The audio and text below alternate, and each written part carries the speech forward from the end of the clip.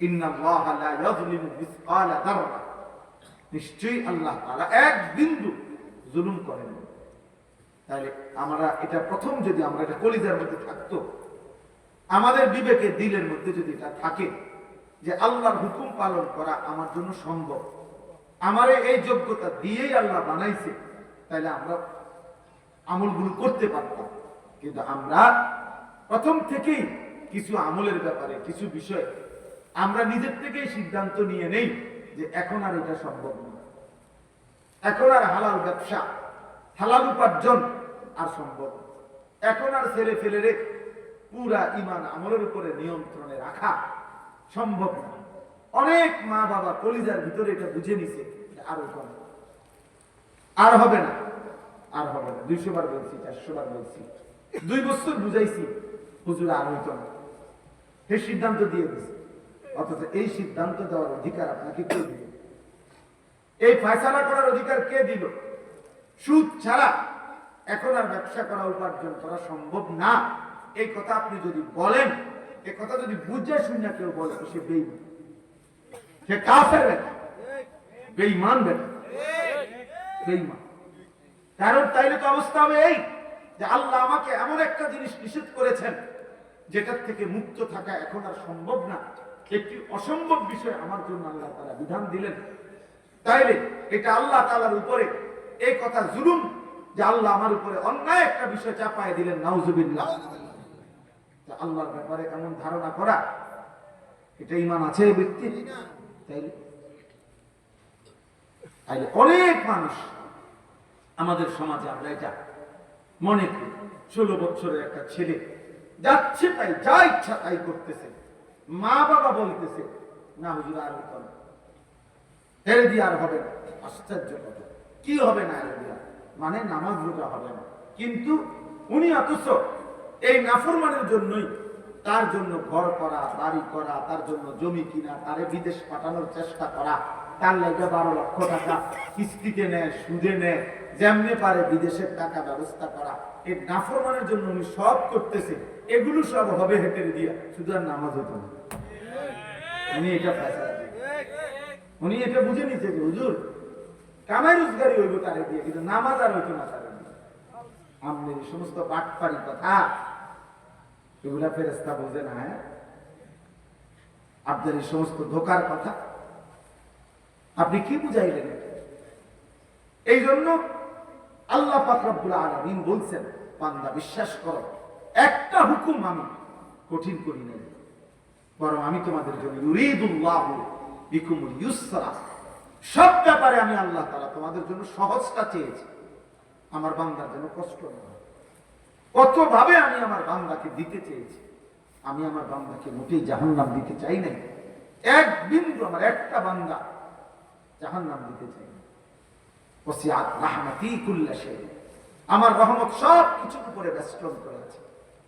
আমরা কোরআনুল কারীমে পড়ছি, নাব্বি ইবাদি আন্নী আনাল গফুরুর রহিম ওয়া আন্না আযাবি হুয়াল আযাবুল আলীম।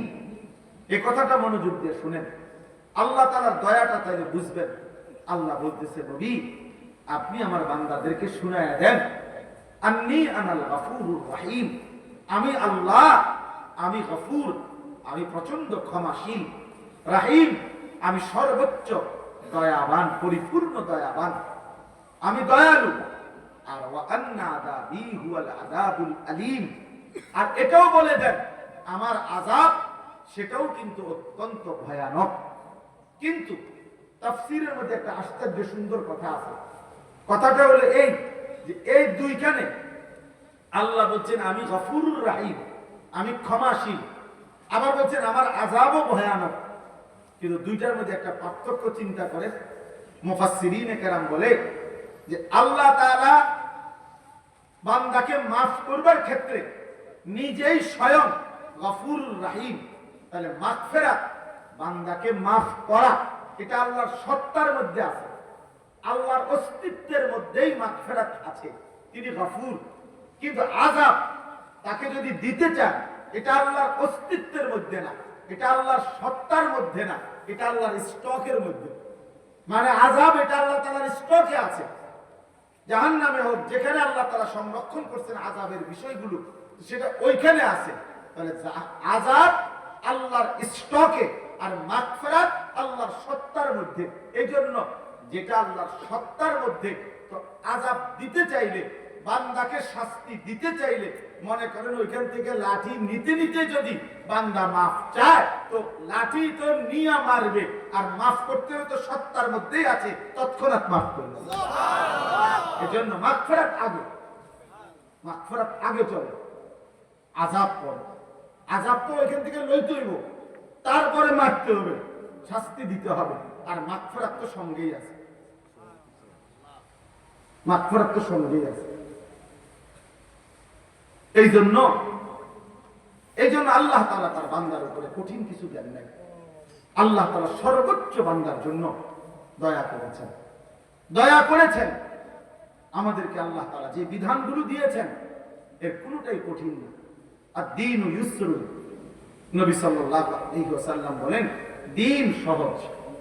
আল্লাহ কোরআনে বলেন ওয়ালাকাদ ইয়াসসারনাল কুরআনা লিযিকর, আমি বান্দা কোরআনুল কারীমকে শিখার জন্য, বুঝার জন্য আমি সহজ করে দিয়েছি। ফাহাল মিন মুদ্দাকির, কে আছো এর থেকে উপদেশ গ্রহণ করুন। তাইলে প্রিয় ভাই আমার, বাপ আমার, ইনসাফের সাথে আপনারা, আমি কিংবা আপনি, যে বা যারা আমরা প্রতিনিয়ত আল্লাহর নাফরমানি করতেছি, আল্লাহর হুকুমের বিরুদ্ধাচরণ করছি, কেন বলেন? কেন? যারা এক ওয়াক্ত নামাজ পড়ে না, কেন পড়ে না? কেন পড়ে না বলেন? যারা হালাল খাচ্ছে না, কেন খাচ্ছে না? তার জন্য এটা অসম্ভব নাকি? তার জন্য এটা অসম্ভব মনে হয়েছে না? অসম্ভব। বরং এই মূল বিষয় হলো এটা, আখিরাতকে ভুলে গেছে, আল্লাহকে ভুলে গেছে। সে পরকালকে কিছুই মনে করে না। ইয়ালামুনা যাহিরাম মিনাল হায়াতিদ দুনিয়া ওয়া হুম আনিল আখিরাতি হুম গাফিলুন। আল্লাহ তাআলা বলে, বান্দা দুনিয়ার জীবন তো খুব ভালো বুঝলা, কিন্তু আখিরাতের ব্যাপারে একদম গাফিল হয়ে গেল। আখিরাতের কথা বললে আর কিছু বোঝে না, আর কিছুই বোঝে না। চাচারে জিজ্ঞাসা করবেন কোরআন শরীফ পড়তে পারেননি, সহি শুদ্ধ না পারেন, কিন্তু চাচা মেল মিটিং বোঝেননি, কত মেল তো আমিই করি, 10 গ্রামে আমার তে বালা বুঝেন না, আসেনি খবর না, একটা খবর। দুনিয়ার সমস্ত বিষয় উনি বুঝে, আল্লাহ কোরআনের এক লাইন উনি তেলাওয়াত করতে জানেন। কারণ কি? অহুম আনিল আখিরাতি হুম গাফিলুন, আখিরাতের ব্যাপারে গাফিল। ছেলেটার সব বুঝে, ছেলেটার জামা লাগবে, কাপড় লাগবে, ছেলেটার চাকরি লাগবে, ছেলেটার একটা ঘর লাগবে, ছেলেটার জন্য বিদেশে যাওয়া লাগবে, ছেলেটার রোজগার লাগবে, সব কিছু বুঝে, কিন্তু ছেলেটার যে নামাজ পড়ানো দরকার এটা উনি বুঝে। কারণ এটা যে আখিরাত, এটা যে আখিরাত, এটা যে পরকাল। তাইলে বাস্তবতা হইল, ইনসাফের কথা হইল, আল্লাহ কিন্তু এটা বলছে, বান্দা আমি কঠিন করি নাই, আমি সহজ করেছি। কিন্তু তুমি গুরুত্ব দিলা না, তুমি গুরুত্ব দিলা না, পাত্তা দিলা না। আজকে ইচ্ছে করে খামখেয়ালি করে আমরা নামাজ পড়ি না।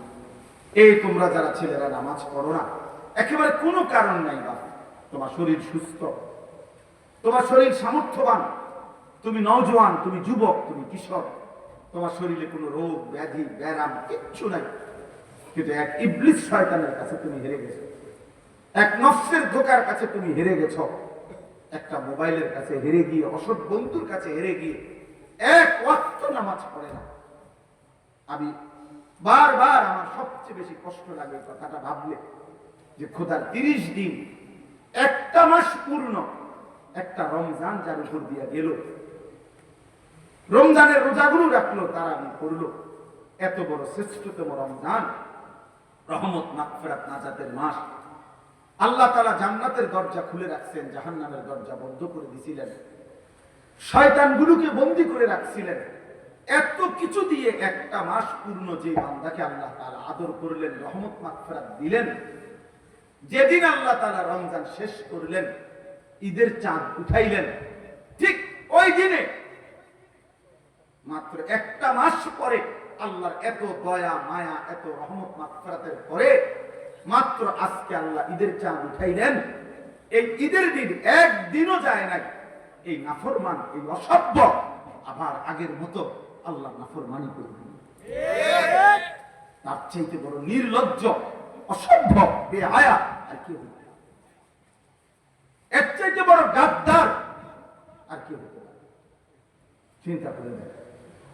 আপনাদের যাদের মেয়েরা ঈদের দিনে বেপর্দা চললো, আপনাদের যাদের ছেলেরা ঈদের দিন এক ওয়াক্ত নামাজও পড়লো না, ঈদের দিন 24টা ঘন্টা এই নাচ গান, সিনেমা, নাটক, উলঙ্গ ছবি, অস্থির দৃশ্য কিংবা রাস্তার মেয়ের পিছনে পিছনে হাঁটলো, এই অসভ্য জঙ্গলি, এই হাইওয়ান জানোয়ার, এই মুসলমানের ঘরে সে কেমনে বড় হইল? এত বড় রমজানকে সে কি কদর করল বলে? রমজান তাকে কি দিল তাইলে? এই নাফরমান কিসের রোজা রাখলো? এই নাফরমান কিসের তারাবি করলো? আহা, একটা মাস ওষুধ খাওয়ার পরে এটা বুঝি আজকে বন্ধ করে, এটা বুঝি একদিনও চলবে না ওষুধের মেয়াদ, ওষুধের টেম্পার একদিনও যাবে না। আফসোসের বিষয়, বহুতই আফসোসের বিষয়। হায় হায় হায়, কি পরিমাণ গাদ্দার, কি পরিমাণ অহংকারী, সীমালঙ্ঘনকারী নাফরমান। আল্লাহ তাআলা বলল, বান্দা আমি একটা মাস তোরে রহমত দিলাম, মাগফিরাত দিলাম, নাজাত দিলাম, সবে কদরের মতো শ্রেষ্ঠতম রাত্রি দিলাম, ইতিকাফ দিলাম, ইফতার, তারাবি, সাহারি সবকিছুতে নেকি দিছি। রোজায় নেকি, তারাবিতে নেকি, ইফতারে নেকি, সাহারিতে নেকি, ইতিকাফে নেকি, সবে কদরের এক রাতে 1000 মাসের চাইতে বেশি, রাতের চাইতে বেশি নেকি দিলাম। এত কিছু দেওয়ার পরে ঈদের চাঁদ উঠাইতে দেরি না, তুই আমি আল্লাহকে বৃদ্ধাঙ্গুলি দেখাইয়া আবার আমার নাফরমানি করে ফেললি। হায় হায় গাদ্দার, হায় হায়, আফসোসের বিষয়, আফসোসের বিষয়। ওই মা বাপ গুলো আফসোস করা উচিত, যাদের চোখের সামনে তাদের সন্তান খোদার একটা মাস রমজান শেষ হওয়ার পর পরেই আল্লাহর নাফরমানি করল, আল্লাহর নাফরমানি করল। যাদের মেয়েগুলো বেপর্দা হাঁটলো, যাদের স্ত্রী বেপর্দা হাঁটলো, যাদের ছেলেগুলো শুধুমাত্র অসভ্যতা, নোংরামি করে ঈদ পালন করে। অথচ এটা কোন যুক্তিতে ভাইয়া, একটা ছেলে হলেও বুঝছো, কোন যুক্তিতে বাবা অসভ্যতা ঈদ হইতে পারে না। নাচ গান এটা ঈদ হবে কেন? এটা তো গুনাহ। নারীর পিছনে হাঁটা বন্ধু এটা তো ঈদ না, এটা তো নাফরমানি। বেটা কোন মেয়ে বেপর্দা হওয়া, ওই অসভ্য বেহায়া নারী, এটা তো ঈদ হইতে পারে না, এটা তো বেহায়া নারী, অসভ্য নারী, এটা দুশ্চরিত্র নারী, এটা এটা তো এই সমাজের দুর্গন্ধ, এটা তো এই সমাজের লানত, এটা তো অভিশপ্ত। এটা ঈদ হবে কেন? ঈদ তো ইবাদত। কোরআন কারীম আল্লাহ তাআলা এখানে বলছেন এটা ওয়ালিতুকমিলুল ইদ্দাতা, এর পরের কথা এটা আল্লাহ বলছে, বান্দা আমি সহজ করেছি বিধান, কঠিন করি নাই। কাজে আমার রমজান পূর্ণ করো, প্রতিটা বিধান পূর্ণ করো, গুণে গুণে পূর্ণ করো, রোজা পুরা করো, তারাবি পুরা করো, ইফতার পুরা করো, সাহারি পুরা করো, শেষ দশকে ইতিকাফ করো, সবে কদরের বেজর রাত্রিগুলোতে শেষ দশকে তালাশ করো, আর সবগুলো পূর্ণ ইবাদত করে যেদিন ঈদের চাঁদ উঠবে সেদিন তোমার করণীয় ওয়ালিতুকাব্বিরুল্লাহ আলা মা হাদাকুম, আমি যে তোমাকে রমজান দিলাম, আমি যে একটা মাস হায়াত দিলাম, আমি যে তোমারে এতগুলো নিয়ামত, এতগুলো ইবাদত, এতগুলো নেকির সন্ধান তোমাকে যে আমি দিলাম, এই খুশিতে, এই আনন্দে, এই কৃতজ্ঞতায় তুমি আমি আল্লাহর তাকবীর, আল্লাহু আকবারের ধ্বনি উচ্চ করো। এই ছিল ঈদের করণীয়। ওয়ালিতুকাব্বিরুল্লাহ, আল্লাহর তাকবীর বলো, আল্লাহ আল্লাহু আকবার, আল্লাহু আকবার, লা ইলাহা ইল্লাল্লাহ, আল্লাহু আকবার, আল্লাহু আকবার, ওয়ালিল্লাহিল হামদ। তাহলে আল্লাহ পাক কোরআনে স্পষ্ট বললেন ওয়ালিতুকাব্বিরুল্লাহ, ঈদের দিনের করণীয় তুমি আল্লাহর তাকবীর পড়ো। আর তুমি নাফরমান, নাচলা, গাইলা, ফুর্তি করলা, ডেক সেট বাজাইলা, আর গান বাদ্য, মোবাইলের নাচ গান, নারীর পিছনে ঘুরলা, যারা মেয়েদেরকে বেপর্দা ছেড়ে দিলেন, স্ত্রীকে বেপর্দা ছেড়ে দিলেন, ঘরে ঘরে টেলিভিশনের আওয়াজ উচ্চ করে দিলেন, এই নাফরমানরা, আপনারা তো আল্লাহকে বৃদ্ধাঙ্গুলি দেখালেন, আল্লাহর বরত্বকে ছোট করে দিলেন, শয়তানকে বড় করে দিলেন। আল্লাহ তো বলছে তুকাব্বিরুল্লাহ, আল্লাহর বরত্ব ঘোষণা করো, আল্লাহ বড়, আল্লাহ বড় বলো। আর তুমি নাফরমান বললা, না শয়তান বড়, শয়তান বড়, শয়তান। তুমি তো শয়তানকে উচ্চ করলে না। ঈদ তো তোমার বাপের না, ঈদ তো জাতিসংঘের দেওয়া না, ঈদ তো সরকারের না, ঈদ তো সংবিধানের দেওয়া না, ঈদ তো মহান আল্লাহ পাকের দেওয়া। রাসূলুল্লাহ সাল্লাল্লাহু আলাইহি ওয়াসাল্লামের ঘোষণা করা, আল্লাহ দিয়েছেন, এই নবীজি ঘোষণা করেছেন। তাহলে যেটা আল্লাহ ঘোষণা করলেন, নবীজি ঘোষণা করলেন, সেখানে আমি আল্লাহর নাফরমানির মাধ্যমে সেটা ঈদ হয় কেন? এজন্য অসভ্যতা ঈদ হইতে পারে না। বেহায়া নারীর এই হাঁটা, এটা ঈদ নয়, এটা অসভ্যতা। অসভ্যতা। তোমরা যারা যুবক এক ওয়াক্ত নামাজ পড়ো নাই, তুমি অসভ্য। তুমি মুসলমানের ঈদ পালন করো নাই, তুমি শয়তানের কোন এজেন্ডা বাস্তবায়ন করেছো। তোমার সাথে ইমানদারের ঈদের কোন সম্পর্ক নেই, ইমানদারের ঈদের কোন সম্পর্ক। তুমি বেহায়া, ঠিক আছে, চলো বেঈমানের সাথেই চলো। আর বেঈমান তোমার ভাইকে প্রতিদিন বোমা মেরে হত্যা করছে, শহীদ করছে। আজকের পত্রিকাতেও খবর আসছে, গাজার, ফিলিস্তিনের গাজার মুসলমানকে ইসরায়েলের ওই ইহুদি কুত্তারা এইভাবে বোমা হামলা করছে। এই বোমা হামলা যেখানে হয়েছে, ওইখানকার মানুষগুলো যখন বোমার আঘাতে শহীদ হয়েছে, শাহাদাত বরণ করছে, এদের লাশ এত শক্তিশালী বোমা, বোমার ধোঁয়া যখন উপরের দিকে উঠছে, লাশ সহ উপরের দিকে ওটা ছিন্ন ভিন্ন হয়ে গেছে। আজকে পত্রিকায় দেখা যাচ্ছে, ছবি উঠেছে, ইমানদারের লাশ ছিন্ন ভিন্ন হয়ে আকাশে উঠছে।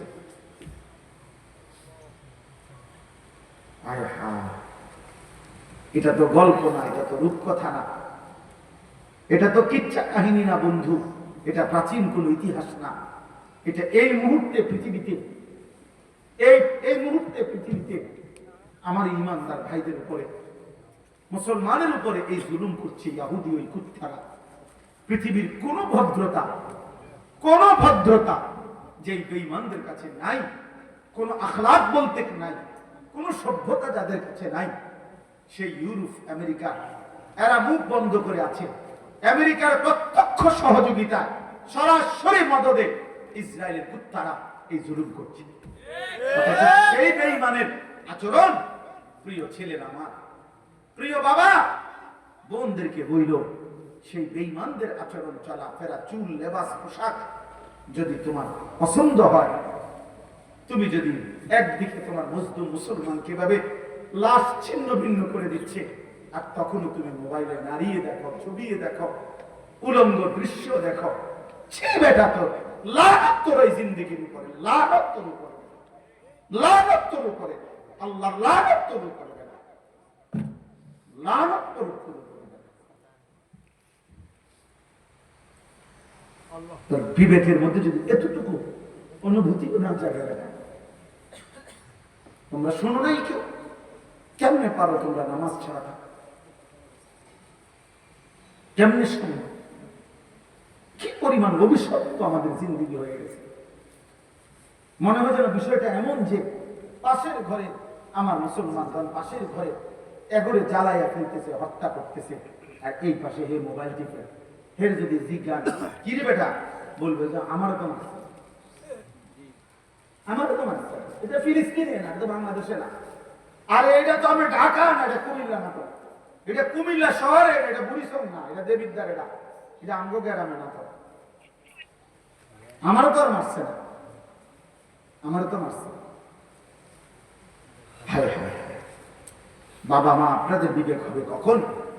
সন্তান তোমাদের বিবেক হবে কখন? আরে মিয়া, আর কিছু করতে না পারি, চোখের পানিটা তো ফেলতে পারতাম, আল্লাহর কাছে বলতে তো পারতাম যে আল্লাহ, মজলুম আর কতদিন কাঁদবে, ইমানদারের রক্ত আর কতটা ঝরবে, আমার মায়ের লাশ আর কতটা ছিন্ন হবে, আমার বোনের লাশ আর কতটা ছিন্ন ভিন্ন হয়ে যাবে। বহুতই আশ্চর্য। ঈদ পালন করে আমার দেশের তাকায় তাকায় আমরা দেখি। আমি তো ঢাকা থেকে আসছিলাম ঈদের দিন, ঢাকা মোহাম্মদপুর আমি ঈদের নামাজ পড়াইছি। এই আসার পথে দেখছি হায় ঈদ পালন করছে নতুন করে, আবারও গান বাদ্য ঢোল তবলা, একেবারে পহেলা বৈশাখের মঙ্গল শোভাযাত্রার মতো সম্পূর্ণ মুশরিকের সংস্কৃতিকে ইসলামের এই পবিত্র ঈদের মধ্যে চালায়া দেওয়ার নতুন ষড়যন্ত্র আবার এবার শুরু করা হয়েছে। আবার এবার ঈদের দিনে এতদিন দেখতাম পহেলা বৈশাখকে কেন্দ্র করে ঢোল তবলা এই হই হুল্লুর হইতো, এখন ঈদের পবিত্র দিনে, আর ঈদ মানে তো উৎসব না এটা, ঈদ মানে পৃথিবীর কোন ডিকশনারিতে ঈদ মানে উৎসব নাই বেটা। ঈদ তোমার ভাষার না, ঈদ বাংলা ভাষার কারো না, ঈদ এটা আরবি শব্দ, এটা রাসূলুল্লাহ সাল্লাল্লাহু আলাইহি ওয়াসাল্লামের জবানের উচ্চারিত শব্দ। অতএব সেটা জিজ্ঞেস করতে হবে ওইখান থেকে। ঈদ মানে উৎসব নয়, ঈদ মানে ইলাইহি আওয়াইদুল ইহসান। খুতবার বই তো আছে, কিতাবেও আছে। ঈদ মানে হলো যেটা ফিরে আসে, অর্থাৎ মহান আল্লাহ পাকের ইহসান ফিরে আসছে। গত এক মাস আমার উপরে দিনের বেলা খাদ্য পানীয় হালাল স্ত্রীর সাথে সম্পর্ক এটা নিষেধ ছিল, এই অনুমতি আবার ফিরে আসছে আজকের ঈদের দিনে। আল্লাহ তাআলা আমার উপরে আল্লাহর অনুগ্রহ, দিনের বেলায়ও খাওয়ার অনুমতি ফিরাইয়া দিয়েছেন, পানি পান করার অনুমতি ফিরাইয়া দিয়েছেন, স্ত্রীর সাথে মেলামেশার অনুমতি ফিরাইয়া দিয়েছেন। আল্লাহ তাআলা তার ইহসান দয়া আমার উপরে আবার ফিরাইয়া দিয়েছেন। আল্লাহ আমারে একটা মাস হায়াত দিয়া ঈদের দিন পর্যন্ত পৌঁছাইয়া দিয়েছেন। তো আমার কাছে যে আল্লাহর নিয়ামত ফিরে আসলো, আল্লাহর অনুগ্রহ ফিরে আসলো, এজন্য আল্লাহর ওয়ালা আল্লাকুম, এই শেষ অংশ এটাই, ওয়ালা আল্লাকুম তাশকুরুন। আল্লাহ বলেন আমি চেয়েছি রমজান দিয়ে, আমি আল্লাহ তাআলা চেয়েছি তোমার কাছে তুমি আমার শুকর আদায় করবা, শুকর আদায় করবা, শুকর আদায় করবা। বান্দা আমি এই উদ্দেশ্যে দিছিলাম ঈদ শেষ, রমজান শেষ করে তুমি নাচবা গাইবা, রমজান রোজা পাবা, রোজা পালন কইরা এবড়া এবড়া মাইয়ারে ছেড়ে দিছে রাস্তা, যেটা মানুষের জানা আজকে ঈদ। স্ত্রীকে বেপরদা ছেড়ে দিছে, ছেলেটাকে ছেড়ে দিছে, আপা রোজা শেষ আর চিন্তা করো না, এবার নাচো গাও ফুর্তি করো। অথচ আল্লাহ বলেন ওয়ালা আল্লাকুম তাশকুরুন, আমি চেয়েছি তুমি আমার শুকর আদায় করো, আমার শুকর আদায় করবা বান্দা, শুকর আদায় করো, শুকর আদায় করো যে আল্লাহ আপনি আমারে একটা মাস হায়াত দিয়েছেন, আপনি যদি আমার জীবন না দিতেন, হায়াত না দিতেন, আমি কেমনে পাইতাম রমজান, কেমনে পাইতাম? আচ্ছা তো বলেন, এনাম ভাই বলেন, আমাদের অ্যাডভোকেট এনাম সব সহ আমরা সহজ কথা শুনেন, যেদিন রমজানের চাঁদ ওঠে সেদিন আমরা মদিনা শরীফ একসাথে আমার শায়েখ আল্লামা মুফতি মুশতাকুল নবী কাসিম হুজুর সহ এনাম ভাই সহ আমরা আরো সাথী রাসূলুল্লাহ সাল্লাল্লাহু আলাইহি ওয়াসাল্লামের রওজা শরীফের পিছন বরাবর ছাতার এখানে আমরা বসে আছি, ছাতার নিচে। এই সময়ে মাগরিবের ওয়াক্ত হয়েছে। এই যেদিন রমজান শুরু হয় তো সন্ধ্যার সময় মাগরিবের ওয়াক্তে ইমাম সাহেব একটু পরে নামাজে দাঁড়াইছে, দাঁড়ানোর পরে প্রথম রাকাতেই মাগরিবে উনি সূরা তেলাওয়াত করছে, ইয়া আইয়ুহাল্লাযীনা আমানু কুতিবা আলাইকুমুস সিয়াম কামা কুতিবা আলাল্লাযীনা মিন ক্বাবলিকুম লাআল্লাকুম তাত্তাকুন। এই 5 আয়াত যেখানে রমজানের আলোচনা একটানা পড়ে ফেলছে। তা আমি সালাম ফিরাইছি, আর এর সাথে কে জানি আমার সাথে ছিল, আমি বললাম যে চাঁদ উঠছে। কেমনে বুঝছেন? এই যে তেলাওয়াত দেখেই বুঝছি চাঁদ উঠছে, কারণ চাঁদ উঠছে দেখে উনি রোজার আয়াত করছে। আচ্ছা, কথা উদ্দেশ্য যে কথাটা বলা, মক্কা মদিনায় প্রত্যেক ওয়াক্তেই জানাজা হয়। তো এই মাগরিবের নামাজের পরে যেদিন চাঁদ উঠলো মদিনায়, সেই দিন তো মাগরিবের পরে জানাজার এলান হয়েছে, মানে মুয়াজ্জিন বলছে জানাজা, জানাজার কথা। তো এইটা যখন বলছে আমার শায়েখ আল্লামা মুফতি মুশতাকুল নবী কাসিম এই হুজুর, তখন আমি পাশে বসা, হাত ধরে আমার একবারে কাঁদো কাঁদো সুরে হুজুর বলতেছে, মাওলানা ভেবে দেখেন এই এখন যে মানুষগুলো জানাজা হবে, এই মানুষগুলো গত 2 মাস যাবত আল্লাহর কাছে রমজানের আশা করে দোয়া করছিল। এরা সবাই দোয়াও করছিল, আজ তো চাঁদ উঠলো, এরা তো কবরে চলে যাচ্ছে, এরা তো রমজান পায় না, এরা তো রমজান পায় না। চাঁদ তো উঠছে, চাঁদ তো উঠছে। আচ্ছা, এবার এদিক দিয়ে আসেন। আমরা তো সুধন্য করে আমার শাইখ আল্লামা মুফতি মুশতাকুর নবী কাসিম হুজুরের সাথেই ইতিকাফ করি।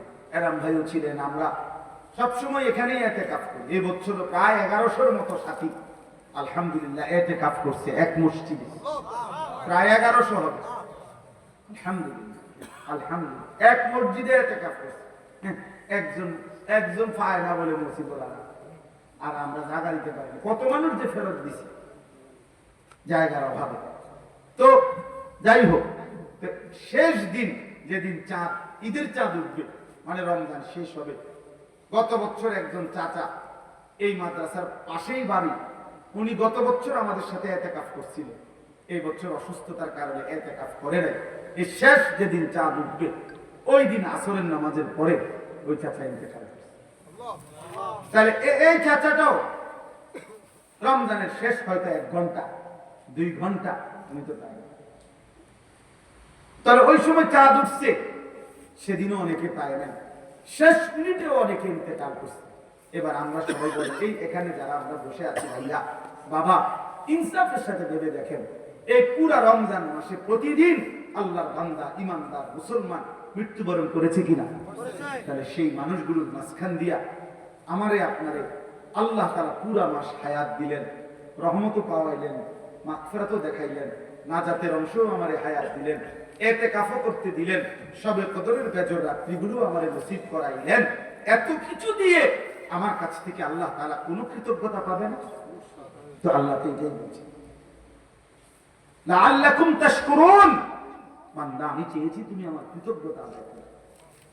তোমার ভিতরে বিবেক আসবে যে হায় মাওলা, আপনি আমারে হায়াত দিয়েছেন বলেই তো আমি রমজান পেয়েছি, আপনি আমারে বাঁচায় রাখছেন বলেই তো আমি রহমত মাগফিরাত নাজাত পেলাম, আপনি আমারে হায়াত দিয়েছেন বলেই তো আমি ইতিকাফ করার সুযোগ পাইলাম। আমাদের এই যে নুরুল আলম ভাই গেছে, নুরুল আলম ভাই এখানে ছিল এতক্ষণ। নুরুল আলম ভাই ছোট ভাই কাউসার, কাউসারের শ্বশুর কোম্পানিগঞ্জ মোরগ বাজার মসজিদে ইতিকাফে বসছে।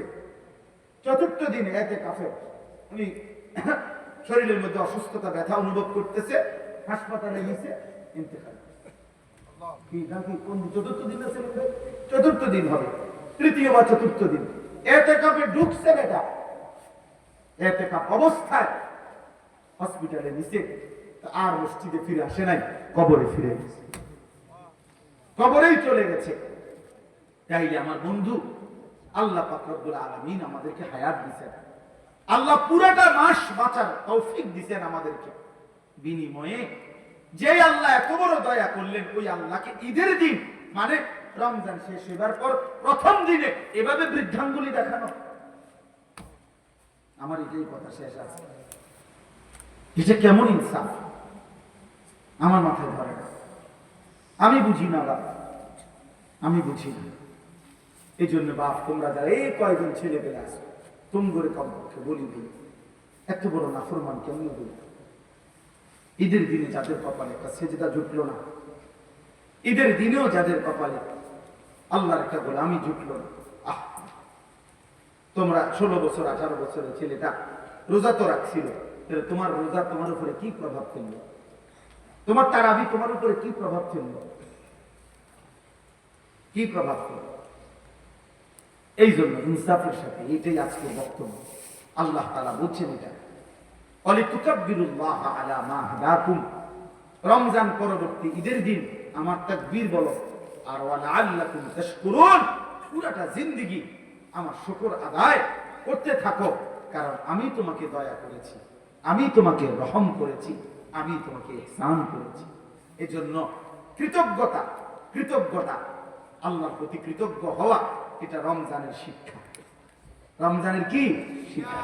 আচ্ছা, এই জন্য রাসূলুল্লাহ সাল্লাল্লাহু আলাইহি ওয়াসাল্লাম বলছেন এবং নিয়মিত আমল করছেন, রমজানের পরে এই শাওয়াল মাসে নবী সাল্লাল্লাহু আলাইহি ওয়াসাল্লাম 6টি রোজা রাখছেন। যেটা শাওয়ালের 6 রোজা বলে। আমার শায়েখ আল্লামা মুফতি মুশতাকুর নবী কাসিম হুজুর এটা বলছে হুজুরের বয়ানেও, যে এই যে আল্লাহ যে বলছে বান্দা তুমি শুকর আদায় করবা রমজান পেয়ে, তো বান্দা যেন শুকর আদায় করছে প্র্যাকটিক্যাল আরো 6টা রোজা রেখে। আল্লাহ আপনি যে আমার 1 মাস রোজা রাখার তৌফিক দিবেন, এটা শুকর হিসাবে, কৃতজ্ঞতা হিসাবে আমি আরো 6টা রোজা রাখলাম।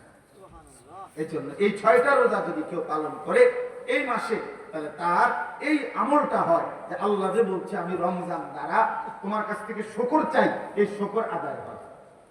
আচ্ছা, আরেকটা বিষয় হলো হাকিমুল উম্মত মুজাদ্দিদুল মিল্লাত হযরত মাওলানা শাহ আশরাফ আলী থানভী রাহমাতুল্লাহি আলাইহি বলেন, হাদিসের বক্তব্য এটা, আল্লাহ যখন কোনো বান্দা আমল কবুল করে তখন আল্লাহ ওই কবুলের একটা চিহ্ন হইল আল্লাহ ওই আমলটি তাকে পুনরায় করবার তৌফিক দেয়। বুঝেন না কথাটা?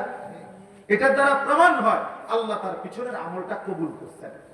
তো এই জন্য রমজানের 1 মাস রোজা রাখবার পরে কোন ব্যক্তি যখন পুনরায় আবার এই মাসে 6টা নফল রোজা রাখে, তো বোঝা যায় আল্লাহ তার রোজা পিছনেরটা কবুল করছেন, এই জন্য নতুন রোজা রাখবার তৌফিক দিয়েছেন।